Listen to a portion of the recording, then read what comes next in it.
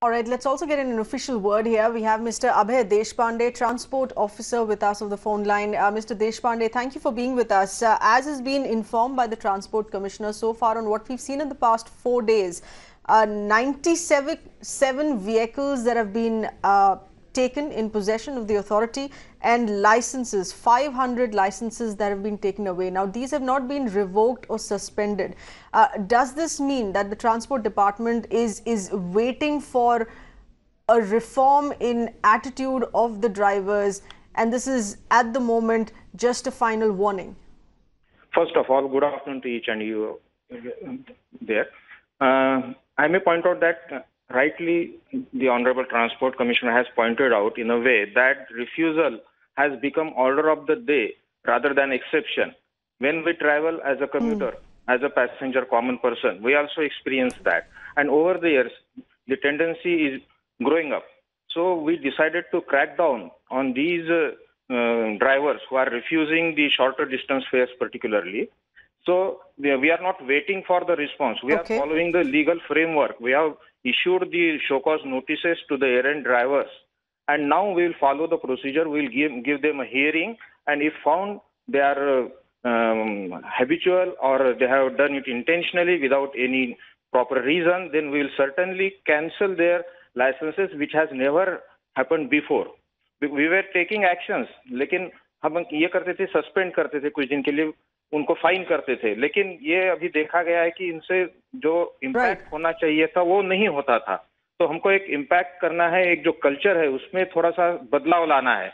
When a passenger comes by a train or bus or by plane, and when he arrives at the international city of Mumbai, his first interaction is with the taxi driver or auto driver.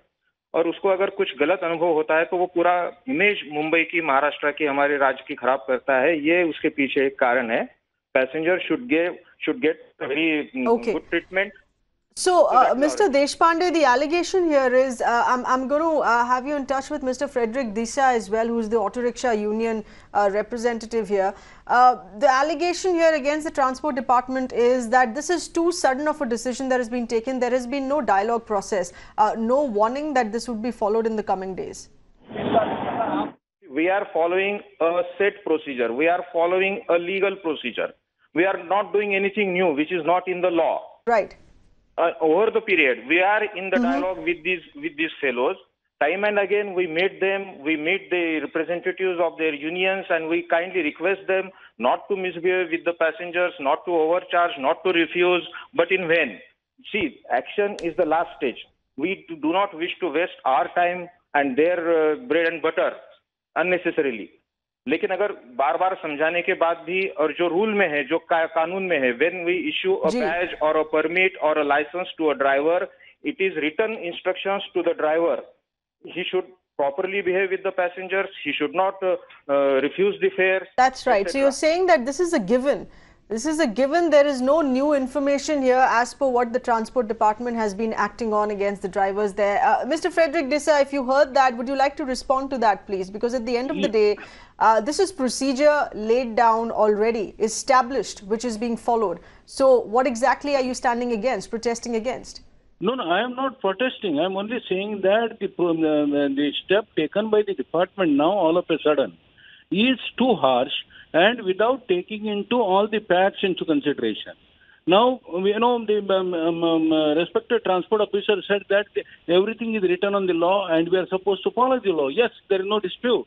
We have to follow the law. Yes. At the same time, Bombay must have at least more than 5,000 taxi rickshaw stands. But we don't even have today even 1,000. Now, what the poor rickshaw driver has to do? Now, where is the place for him to rest? These are all the responsibilities of the government. Now, we are not saying that because there is no facility, therefore we can do whatever we want. We are not saying that. But it is both sides has to sit down. No, but Mr. Disa, now you're deflecting from the point here. Mr. Frederick, you're deflecting the point here because the core issue here that is being discussed is not whether there are enough resting places for the drivers, but why they've been, one, misbehaving with the passengers or refusing a ride. That is the core issue here. Yeah, refusal issue. Now, refusal issue is because and at this, where are the stands? Where are the places?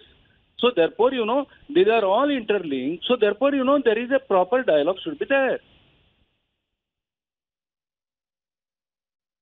Are you saying, Mr. Frederick, that all the auto rickshaw drivers are refusing passengers only because they need some rest?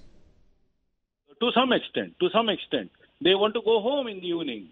They want to go home. To some extent. So you are agreeing that there are drivers who've been erring and you should be accepting this action taken against them. No. That is just now the Transport Commission, Honorable Transport Commissioner said more than 90% of the rickshaw drivers are law abiding. Now, just because, it can't be, across the table, Mr. Frederick, you're wanting to be at loggerheads with the transport department here, but passengers across the board have been saying that this has now become an absolute menace. They can't be trusting the auto rickshaw or taxi drivers because they're constantly denying them a ride. No. Sorry, it is not like that. It's not like that. There are few issues the auto rickshaw drivers are facing. They are also human beings. Now, when I come to the station from somewhere, I come there after completing my 8-hour duty. Okay. Whereas this person please hold that thought. All right. Hold that thought, please. Let's take a listen into one of our viewers calling in.